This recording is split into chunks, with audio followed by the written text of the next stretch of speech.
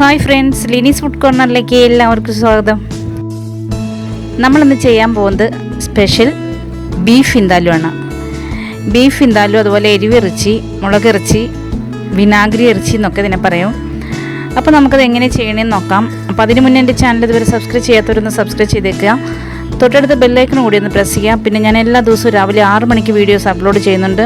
അതിൻ്റെ നോട്ടിഫിക്കേഷൻസ് നിങ്ങൾക്ക് കിട്ടുന്നതിന് വേണ്ടി ഓൾ എന്ന ഓപ്ഷനും കൂടി ഒന്ന് പ്രസ് ചെയ്തേക്കണേ. അപ്പോൾ നമുക്ക് നല്ല സ്വാദിഷ്ടമായ ബീഫ് വിന്താലു എങ്ങനെയാണ് തയ്യാറാക്കണമെന്ന് ഒന്ന് നോക്കിയിട്ട് വരാം. ഇവിടെ നമ്മൾ 1 കിലോ ബീഫാണ് എടുത്തിരിക്കുന്നത്. അത് വലിയ പീസാക്കി കട്ട് ചെയ്യണം. വിന്താലു വയ്ക്കുമ്പോൾ എപ്പോഴും ഇതേപോലെ വലിയ പീസായിരിക്കണം. അപ്പോൾ നമുക്കത് മാറ്റി വയ്ക്കാം. ഇനി അതിലേക്കുള്ള മസാല തയ്യാറാക്കാം. ഒരു 1.5 സ്പൂൺ കടുക് ഇട്ട് കൊടുക്കാം. കൂടെ നമുക്ക് ഒരു 5-6 കരയാമ്പൂ ഇട്ട് കൊടുക്കാം. ഒരു 2-3 കഷ്ണം പട്ട ഇട്ട് കൊടുക്കാം. പിന്നെ ഒരു 3/4 സ്പൂൺ ചെറിയ ജീരകം ഇട്ട് കൊടുക്കാം. 1 സ്പൂൺ കുരുമുളക് ഇട്ട് കൊടുക്കാം. എന്നിട്ട് നമുക്ക് ഇതൊന്ന് ക്രഷ് ചെയ്തെടുക്കാം. നല്ലതുപോലെ അരച്ചെടുത്താലും കുഴപ്പമൊന്നുമില്ല, പൊടിച്ചെടുത്താലും കുഴപ്പമൊന്നുമില്ല, ക്രഷ് ചെയ്ത് കിട്ടിയാലും കുഴപ്പമില്ല. ഇനി ഇതിലേക്ക് നമുക്ക് കുറച്ച് ഇഞ്ചി ചേർത്ത് കൊടുക്കാം. പിന്നെ വെളുത്തുള്ളി ചേർത്ത് കൊടുക്കാം. കുറച്ച് കരിവേപ്പില ചേർത്ത് കൊടുക്കാം. പിന്നെ ഇതിൻ്റെ കൂടെ വേണമെങ്കിൽ മുരിങ്ങ മരത്തിൻ്റെ തൊലി ഉണ്ടല്ലോ, അതിൻ്റെ ഉള്ളിലത്തെ ഭാഗം നമുക്ക് ചേർത്ത് കൊടുക്കാവുന്നതാണ്. പക്ഷേ എനിക്ക് കിട്ടിയില്ല. വീണ്ടും നമുക്കിത് ഒന്നും കൂടി അരച്ചെടുക്കാം. നേരത്തെ പറഞ്ഞതുപോലെ തന്നെ നല്ലതുപോലെ അരഞ്ഞ് കിട്ടിയാലും കുഴപ്പമില്ല, ഇതുപോലെ ക്രഷ് ചെയ്ത് കിട്ടിയാലും കുഴപ്പമില്ല. അപ്പോൾ ഇത് ചെയ്യാൻ വേണ്ടിയിട്ട് ഞാനൊരു കടായി സ്റ്റൗവിൽ വെച്ച് വെളിച്ചെണ്ണ ഒഴിച്ച് കൊടുത്തിട്ടുണ്ട്. അപ്പോൾ അതിലേക്ക് നമുക്ക് 4 സവാള ഞാനിവിടെ അരിഞ്ഞ് വെച്ചിട്ടുണ്ട്. അത് നമുക്ക് ചേർത്ത് കൊടുക്കാം.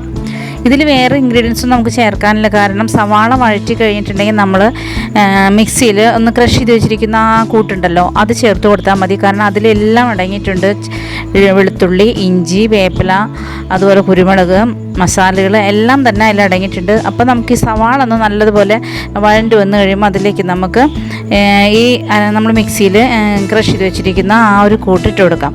ഇതിൽ ഞാൻ പെട്ടെന്ന് വഴണ്ട് കിട്ടാൻ വേണ്ടി ഒരു അല്പം ഉപ്പും കൂടി ചേർത്ത് കൊടുത്തിട്ടുണ്ട്. ഇതൊരു ബ്രൗൺ ഷെയ്ഡ് ആവുന്ന വരെ തന്നെ നമുക്കൊന്ന് വഴറ്റി കൊടുക്കാം.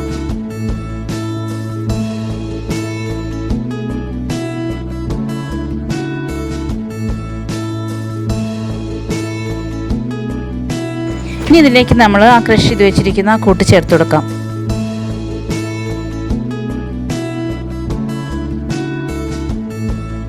വിന്താലിൽ നമ്മൾ വെള്ളം ചേർക്കില്ല. വെള്ളം ചേർത്ത് നമ്മൾ ഈ കറി വയ്ക്കില്ല. ഇതിൽ നമ്മൾ വിനാഗിരിയാണ് നമ്മൾ ചേർത്ത് കൊടുക്കുന്നത്.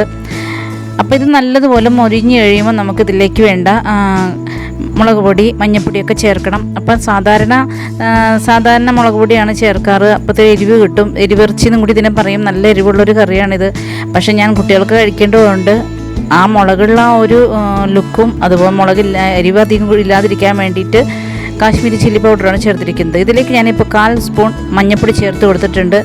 2 ടേബിൾ സ്പൂൺ നിറയെ കാശ്മീരി ചില്ലി പൗഡറും ചേർത്ത് കൊടുത്തിട്ടുണ്ട്. കുട്ടികൾക്കൊക്കെ വളരെ ഇഷ്ടമുള്ള കറിയാണിത്. അവർ നന്നായി മുളക് അധികം ഉള്ളിൽ ചെല്ലണ്ടല്ലോ എന്നോർത്ത് ഞാൻ കാശ്മീരി ചില്ലി പൗഡർ മാത്രമേ ഇതിൽ ചേർക്കുള്ളൂ എരിവിനായിട്ട്. പിന്നെ ഉള്ളത് നമ്മൾ കുരുമുളക് ആദ്യം ചേർത്തുള്ള 1 സ്പൂൺ, അത് മാത്രമാണ് ഇതിൽ എരിവ് ആയിട്ട് കിട്ടുന്നത്. അപ്പോൾ ഇതിലേക്ക് നമുക്കിനി വിനീഗർ ചേർത്ത് കൊടുക്കാം. ഒരു അര ഗ്ലാസ്സിന് മേലെ നമുക്ക് വിനീഗർ വേണം ഇതിന്. വെള്ളം നമ്മളിതിൽ ചേർക്കാൻ പാടില്ല. ആ ഒരു വിനീഗറിൽ കിടന്ന് വേണം ഇത് വേവാനായിട്ട്. നല്ല പുളിയും എരിവും ഒക്കെയുള്ള ഒരു കറിയാണിത്. ഇതിലേക്ക് നമുക്ക് ആവശ്യത്തിന് ഉപ്പ് ചേർത്ത് കൊടുക്കാം. പുളി കൂടുതലുള്ളത് കൊണ്ട് തന്നെ നമുക്ക് ഉപ്പും ഒരൽപ്പം കൂടുതൽ വേണ്ടി വരും. പിന്നെ നിങ്ങളുടെ ഇഷ്ടമനുസരിച്ച് നിങ്ങൾക്ക് അഡ്ജസ്റ്റ് ചെയ്ത് ഇട്ട് കൊടുക്കാവുന്നതാണ്.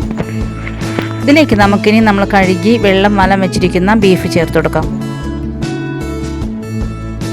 എന്നിട്ട് നല്ലതുപോലെ ഒന്ന് മിക്സ് ചെയ്തിട്ട് നമുക്കിതൊരു കുക്കറിലിട്ടിട്ട് 1-2 വിസിലടിച്ച് കഴിഞ്ഞിട്ട് നമുക്കത് ഇറക്കി വെക്കണം. എന്നിട്ട് അത് വീണ്ടും നമ്മൾ ഈ കടായിലിട്ട് തന്നെ വേവിച്ചെടുക്കണം. കാരണം കുക്കറിലിട്ട് അടിച്ച് കഴിയുമ്പോൾ അതിലേക്ക് വെള്ളം കുറച്ച് ഇറച്ചിയിൽ നിന്ന് ഇറങ്ങി വരും. അപ്പോൾ ആ വെള്ളം വറ്റിച്ച് നമുക്ക് ഇത്തിരി കട്ടിയായിട്ടുള്ള ഗ്രേവി ആവുന്ന വരെ നമുക്ക് വറ്റിച്ചെടുക്കണം. അപ്പോൾ ഈ ബീഫ് നമുക്ക് മസാല മിക്സ് ചെയ്ത ഈ ബീഫ് കുക്കറിലേക്ക് ഇട്ട് കൊടുക്കാം.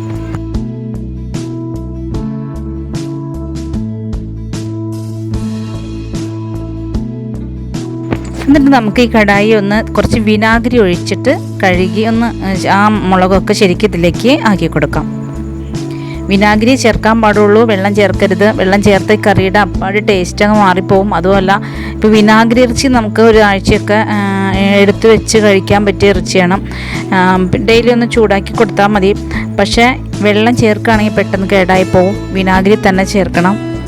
ഇതിപ്പോൾ നല്ലതുപോലെ ഡ്രൈ ആക്കി ഫ്രൈ ആക്കി എടുക്കുന്ന ഒരു മെത്തേഡും കൂടി ഉണ്ട് വിനാഗിരി ഇറച്ചി. ഞാനിപ്പോൾ കുറച്ച് ഗ്രേവി ആയിട്ടാണ് എടുക്കുന്നത്. നല്ല ഫ്രൈ ആയിട്ട് എടുക്കുകയാണെങ്കിൽ നമുക്ക് ഒരാഴ്ച നല്ല 1-2 ആഴ്ചയൊക്കെ സൂക്ഷിച്ച് കഴിക്കാവുന്നതാണ്, വെച്ച് കഴിക്കാവുന്നതാണ്. ഇത് നമുക്കിനി തുറന്ന് നോക്കാം. ഇപ്പോൾ വെള്ളമൊക്കെ ശരിക്കും ഇറങ്ങി വന്നിട്ടുണ്ട്. കറക്റ്റ് 1-2 വിസിൽ മാത്രം അടിച്ച് മതി കേട്ടോ.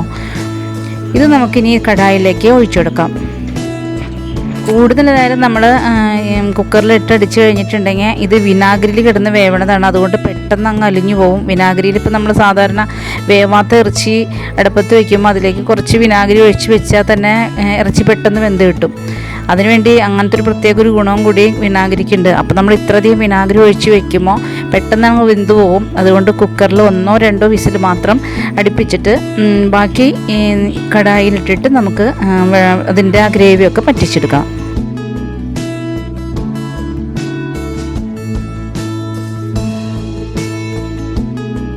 ഫുൾ ഫ്ലെയിമിലിട്ട് തന്നെ നമുക്കിത് ഗ്രേവി പറ്റിച്ചെടുക്കാം. ഇപ്പം നല്ലതുപോലെ ഞാൻ മൂടി വെച്ചിട്ട് ഒരു 10 മിനിറ്റേ ആയിട്ടുള്ളൂ.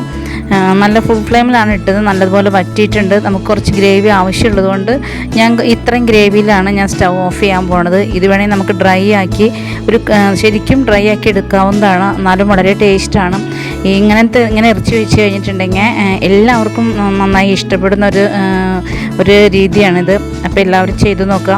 അപ്പോൾ എൻ്റെ ഇന്നത്തെ വീഡിയോ നിങ്ങൾക്ക് ഇഷ്ടപ്പെട്ടെന്ന് ഞാൻ വിശ്വസിക്കുന്നു. ഇഷ്ടപ്പെട്ടാൽ ലൈക്ക് ചെയ്യാനും ഷെയർ ചെയ്യാനും കമൻറ്റ് ചെയ്യാനും മറക്കരുത്. പിന്നെ എൻ്റെ ചാനൽ ഇതുവരെ സബ്സ്ക്രൈബ് ചെയ്യാത്തവരാണെങ്കിൽ ഒന്ന് സബ്സ്ക്രൈബ് ചെയ്തേക്കണേ.